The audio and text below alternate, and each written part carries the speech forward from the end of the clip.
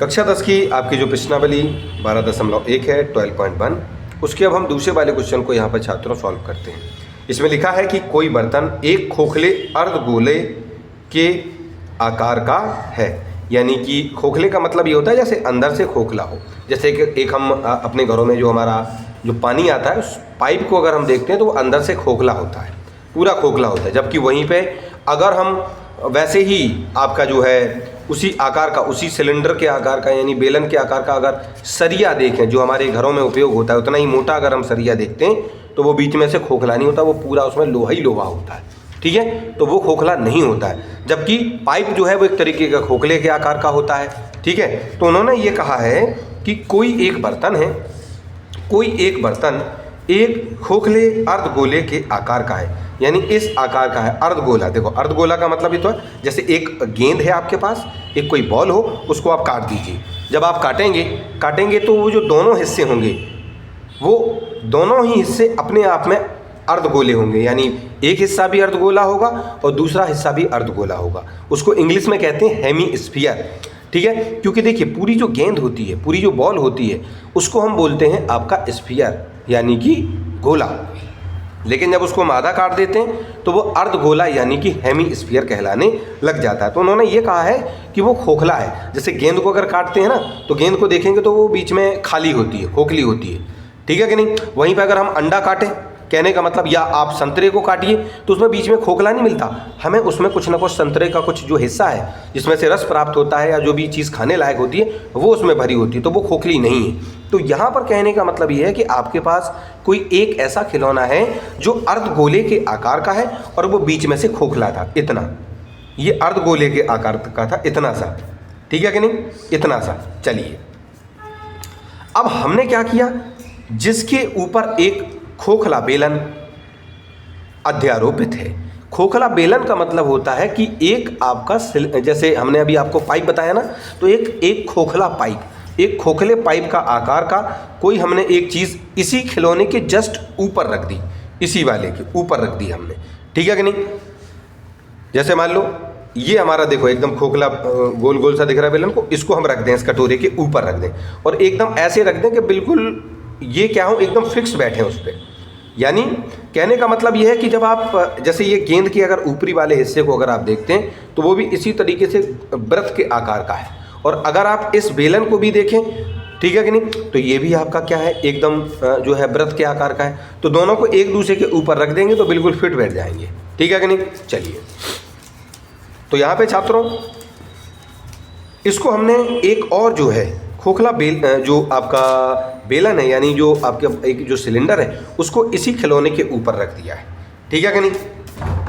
अर्धगोले का जो व्यास है, तो यहाँ पे अर्धगोले का जो व्यास है, देखिए ये जो आपका हेमीस्फीयर जो था, ये जो हेमीस्फीयर जो था,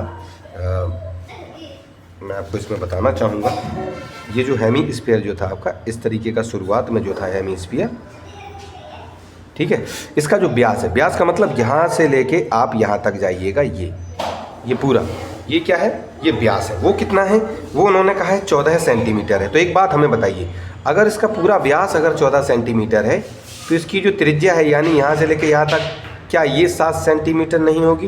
क्योंकि उसका जस्ट आधा होता है। अगर ये 14 है तो उसे भाग कीजिएगा, 7 आपको प्राप्त होगा। तो इसकी त्रिज्या कितनी हो जाएगी इस अर्धगोले की, यानी हेमीस्फीयर की, 7 सेंटीमीटर।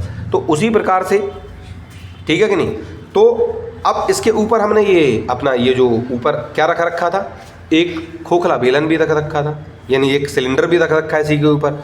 तो उसका भी जो हिस्सा है, नीचे वाला जो हिस्सा था, मैंने आपको बताया था जैसे ये वाला हिस्सा, वो भी इसी के आकार का ही होगा, वृत्त के आकार का। तो उसकी भी त्रिज्या कितनी हो जाएगी? उसकी भी त्रिज्या 7 सेंटीमीटर हो जाएगी। ठीक है कि नहीं? चलिए, लेकिन एक चीज़ का और इसमें हमें विशेष तौर पे जो है ध्यान देना होता है कि जितनी यहाँ से लेके यहाँ तक ये त्रिज्या होती है, उतनी यहाँ से लेके यहाँ तक भी होती है। ये भी आपकी 7 सेंटीमीटर ही होगी। चलो, तो यहाँ पे क्या है, इस बर्तन, यानी ये जो आपको पात्र जो दिखाई दे रहा है, ये जो वेसल दिखाई दे रहा है आपको, ये इसकी जो कुल ऊंचाई है, यानी क्या, ऊपर से लेके छात्रों यहाँ से लेके यहाँ तक, लास्ट तक, ये कह रहे हैं कि पूरा ये जो बर्तन है, ये जो वेसल है, वो 13 सेंटीमीटर इसकी ऊंचाई है, यानी हाइट इसकी टोटल 13 सेंटीमीटर है। कहना सर ठीक है। तो इस बर्तन का आंतरिक पृष्ठीय क्षेत्रफल बताना है, यानी कहने का मतलब यह है कि इसके अंदर वाला पृष्ठीय क्षेत्रफल आपको बताना है। यानी कहने का मतलब यह है कि जैसे गेंद है तो गेंद का एक बाहर वाला हिस्सा होता है घुमावदार और एक अंदर वाला हिस्सा होता है घुमावदार, तो आपको उसी अंदर वाले हिस्से को निकालते हुए जाना है इस अर्धगोले का भी, और साथ में ऊपर जो हमने पाइप रख रखा है उसका भी अंदर वाला घुमावदार वाला हिस्सा। तो इसको हम निकालेंगे कैसे? देखो, आपको कुछ नहीं करना है। आपको सबसे पहले ये जो अर्धगोला है, इसके अंदर वाला जो पृष्ठीय क्षेत्रफल होगा उसको आपको निकाल लेना है, और ये जो बेलन है, खोखला बेलन, इसके भी जो अंदर वाला पृष्ठीय क्षेत्रफल है उसको भी आपको यहाँ पर निकाल लेना है, और दोनों के पृष्ठीय क्षेत्रफलों को जोड़ देना है। तो कुल मिलाकर जितना भी पृष्ठीय क्षेत्रफल होगा वो आपको प्राप्त हो जाएगा। लेकिन देखिए, अभी इसमें एक चीज़ और आएगी। कहना सर देखिए, जब हम इसका पृष्ठीय क्षेत्रफल निकालने के लिए जाएंगे तो हो सकता है कि हमें यहाँ पर h की आवश्यकता पड़ेगी। h का मतलब होता है ऊंचाई। जैसे चलो उसको जब आगे पढ़ेंगे तब मैं आपको अभी यहाँ समझाऊंगा, अभी यहाँ पर कंफ्यूज नहीं करूँगा, ठीक है।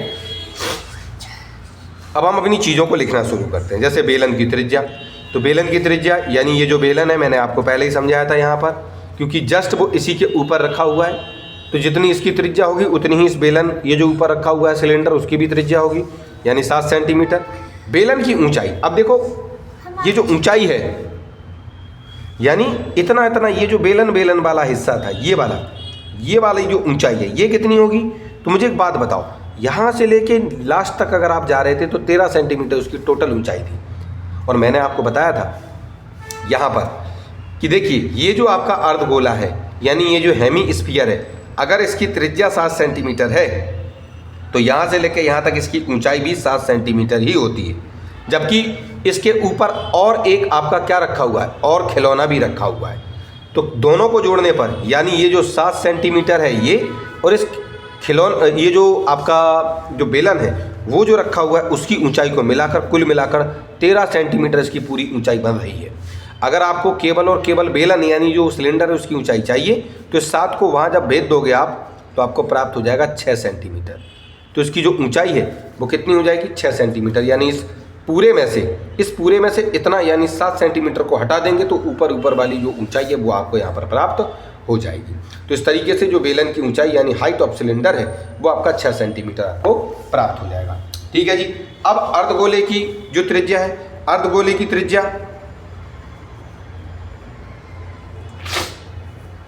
तो उसकी त्रिज्या तुम पहले यहाँ पर निकाल चुके थे 7 सेंटीमीटर, ठीक है कि नहीं। चलो अब हमें निकालना है कि बर्तन का आंतरिक पृष्ठीय क्षेत्रफल यानी कि inner surface area of vessel, ये जो अंदर वाला है। तो हमें करना क्या होगा? बेलन का CSA का मतलब होता है कर्व्ड सरफेस एरिया यानी कि वक्र पृष्ठीय क्षेत्रफल। ये हम पढ़ चुके हैं, कक्षा 9 में हम इन चीज़ों को पढ़ चुके हैं, ठीक है। प्लस इस वाले का ये जो ऊपर आपका बेलन है इसका CSA यानी कर्व सरफेस एरिया यानी वक्र पृष्ठीय क्षेत्रफल, और साथ में जोड़ना है अर्धगोला ये जो नीचे है इसका भी कर्व्ड सरफेस एरिया यानी वक्र पृष्ठीय क्षेत्रफल। ये जो वक्र पृष्ठीय क्षेत्रफल है उसकी बात हो रही है, ठीक है। क्योंकि हम सभी जानते हैं कि जितने भी हमारे ये जो हैं, ये जो ठोस हैं, इनके अगर हम क्षेत्रफलों की बात करें तो 2 तरीके के क्षेत्रफल होते हैं, एक तो वक्र पृष्ठीय क्षेत्रफल या फिर कुल पृष्ठीय क्षेत्रफल, ठीक है कि नहीं। या तो कर्व्ड सरफेस एरिया होता है या फिर उनका टोटल सरफेस एरिया होता है, ठीक है कि नहीं। चलिए, तो यहाँ पर हमें ज़रूरत है वक्र पृष्ठीय क्षेत्रफल यानी कर्व्ड सरफेस एरिया की, दोनों के दोनों ही, ये जो आपके बेलन और ये जो अर्धगोला है उनकी, ठीक है। तो इनके फॉर्मूलों को रखेंगे। तो बेलन के कर्व सरफेस एरिया यानी कि curve surface area of cylinder का फॉर्मूला होता है 2πRh, प्लस लगाएंगे, और अर्धगोले का जो आपका वक्र पृष्ठीय क्षेत्रफल होता है यानी curve surface area of hemisphere जो है उसका फॉर्मूला होता है 2πr², ठीक है जी। अब आप क्या करेंगे छात्रों? अब आपको इसमें कुछ नहीं करना है, इसमें आपको 2 लिखना है, पाई की जगह 22 लिखना है, गुना r की जगह 7 लिखना है, h की जगह 6 लिखना है, ठीक है कि नहीं। क्योंकि इसकी ये आपका बेलन था, वो बेलन की जो ऊंचाई है वो 6 थी, हमने 6 लिख दिया। प्लस की जगह प्लस, 2 की जगह 2, पाई की जगह 22/7 r, क्योंकि बात हो रही है हेमिस्फीयर यानी अर्धगोले की, तो अर्धगोले की त्रिज्या है 7, हमने 7 उसका स्क्वायर है इसलिए 7 को हमने 2 बार गुणा में लिख दिया। ठीक है कि नहीं। अब यहाँ पे छात्रों आप 7 और 7 को काट दीजिएगा, 7 और 7 को हम काट देंगे, क्या क्या बचा रहेगा, 2 गुणा 22 यानी 44, और 44 का गुणा जब आप 6 के साथ करेंगे तो 264 यानी 264 आपको प्राप्त हो जाएगा। प्लस है आप 2 से बच्चों 7 को काट दीजिएगा, ये 7 और ये 7 नीचे वाले कट जाएंगे, ऊपर क्या क्या बचेगा, 2 गुना 22 यानी कि 44 यानी 44, उसका गुना आप 7 के साथ कर देंगे तो आपका जवाब 308 आ जाएगा। इतना तो आप गुणा जानते ही हैं। बाद में इन दोनों को जोड़ देंगे तो आपका जो जवाब है वो 572 सेंटीमीटर स्क्वायर यानी 572 सेंटीमीटर स्क्वायर आपको प्राप्त हो जाएगा। और इसी प्रकार से हम लिख देंगे कि अतः इस बर्तन का आंतरिक पृष्ठ क्षेत्रफल 572 सेंटीमीटर स्क्वायर है, यानी hence the inner surface area of vessel is 572 centimetre square. ठीक है जी। चलिए तो इसी तरीके से ये जो सेकंड क्वेश्चन है वो भी आपका यहाँ पर सॉल्व हो जाता है।